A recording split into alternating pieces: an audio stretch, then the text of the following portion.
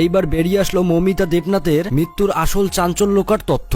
আসলেই কি মৌমিতা দেবনাথকে 20 জন মিলে ধর্ষণ করে হত্যা করেছে, নাকি এই সঞ্জয় রায় একাই করেছে? তাছাড়াও মৃত্যুর আগে মৌমিতা দেবনাথের শেষ ইচ্ছা কি ছিল তা সবকিছু এই ভিডিওতে জানতে পারবেন। তাছাড়াও অন্যদিকে সুপারস্টার জিৎ মৌমিতার মৃত্যু নিয়ে কি বলেছে তাও দেখতে পারবেন, তাই অবশ্যই ভিডিওতে লাইক দিয়ে শেষ পর্যন্ত দেখতে থাকুন। বন্ধুরা, 9 আগস্ট আরজিকর হাসপাতালে ডক্টর মৌমিতাকে ষড়যন্ত্র করে ধর্ষণ করে হত্যা করা হয়। তবে বন্ধুরা, আপনারা একটা কথা শুনলে অবাক হবেন যে এই মৌমিতা দেবনাথকে যখন অনেকভাবে নির্যাতন করা হচ্ছিল তখন তারই নাকি 2 কলিং বান্ধবী তার হাত চেপে ধরছিল। বুঝতেই পারছেন কত চক্রান্ত একটি বিষয়। মৌমিতা চিৎকার দিয়ে বললেও তার হাত পা ছেড়ে দেয়নি তার 2 বান্ধবী। আসলে বন্ধুরা, একটা মেয়ে হয়ে আর একটা মেয়ের কিভাবে সর্বনাশ করে, তাও আবার নিজের বান্ধবী হয়ে, এইটা শুনলেই যেন চোখে কান্না চলে আসে। এমনকি বন্ধুরা, এই মৌমিতাকে হত্যার জন্য তার গলায় এত পরিমাণে চাপ দেওয়া হয়েছে যে তার গলা 2 দিকের 2 সাইডের হাড় পর্যন্ত ভেঙে গেছে। তাছাড়াও তার শরীরের প্রাইভেট পার্ট সহ বিভিন্ন জায়গায় অনেক আঘাত রয়েছে।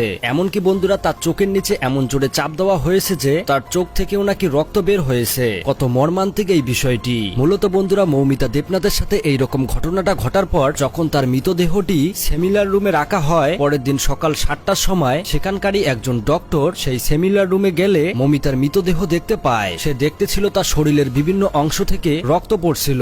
এমনকি তাছাড়াও তার শরীরের বিভিন্ন জায়গায় অনেক আঘাতের চিহ্ন রয়েছে। এমনকি তার শরীরের নিচের অংশেও কোনো কাপড় ছিল না। আসলে বন্ধুরা, এত কিছু দেখার পর এইটাই প্রমাণিত যে তাকে অনেক নির্যাতন করে মেরে ফেলা হয়। কিন্তু বন্ধুরা, এই মেয়েটি যখন মারা যায় তখন এই মেয়েটির বাড়িতে পুলিশ সহ সেই আরজিকর হাসপাতাল থেকে তার বাড়িতে কল করে জানানো হয় যে আপনার মেয়ে আত্মহত্যা করেছে। পরে যখন মৌমিতার বাড়ির লোক ছুটে আসে হাসপাতালে, এমনকি মৌমিতার মুখ দেখতে চায়, তখন তারা 3 ঘন্টা বসায় রেখেও মৌমিতার ফেস দেখতে দেয় না। পরে যখন একটা সময় তাদেরকে ভেতরে ডাকে তখন তার বাড়ির লোক মৌমিতার মৃতদেহ দেখে অবাক হয়ে যায়। তারা তার মেয়ের এই রকম আঘাতের চিহ্ন এমনকি রক্তপাত দেখে তারা নিশ্চিত হয় যে তাদের মেয়েকে মার্ডার করানো হয়েছে। পরে যখন এই বিষয়টা আস্তে আস্তে ছড়িয়ে যায় তখন চারিদিকে বিক্ষোভ শুরু হয়, এমনকি বেরিয়ে আসে আসল চাঞ্চল্যকর তথ্য।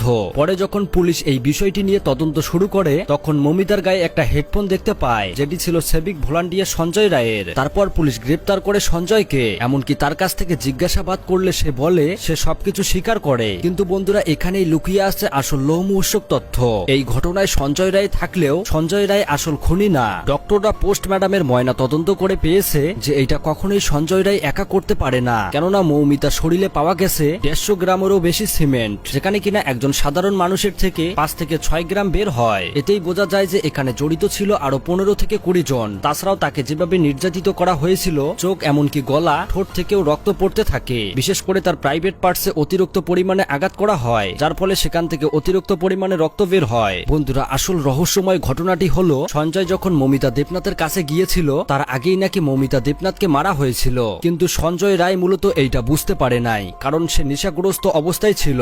ইতিমধ্যে সবাই আরজিকর হাসপাতালের প্রিন্সিপাল যিনি রয়েছে তার বিরুদ্ধে অনেকেই কমপ্লেন দেয়, যার নাম হলো সন্দীপ ঘোষ। যাওয়ার আগে এই ক্ষত হয়েছিল এবং সেই ক্ষত থেকে বিপুল পরিমাণ রক্তপাত হয়েছে। মূলত সন্দীপ ঘোষ হাসপাতালের স্টুডেন্টদের উপর নির্যাতন ছাড়াও বিভিন্ন রকম আজেবাজে কাজ করায়, যেটা এই মৌমিতা দেবনাথ জানতো। এই ঘটনা মৌমিতা সবাইকে আস্তে আস্তে বললে তাকে এই রকম করে মারার প্ল্যান করে সেখানে সঞ্জয় রায়কে ফাঁসানোর চেষ্টা করেছে। বন্ধুরা, বুঝতেই পারছেন কত চক্রান্তকর একটি বিষয়। তো যাই হোক বন্ধুরা, এই মৌমিতা দেবনাথকে যেভাবে মারা হয়েছে, এই আসামিদের আপনারা কিরকম শাস্তি চাচ্ছেন অবশ্যই কমেন্ট করে জানাবেন। ধন্যবাদ।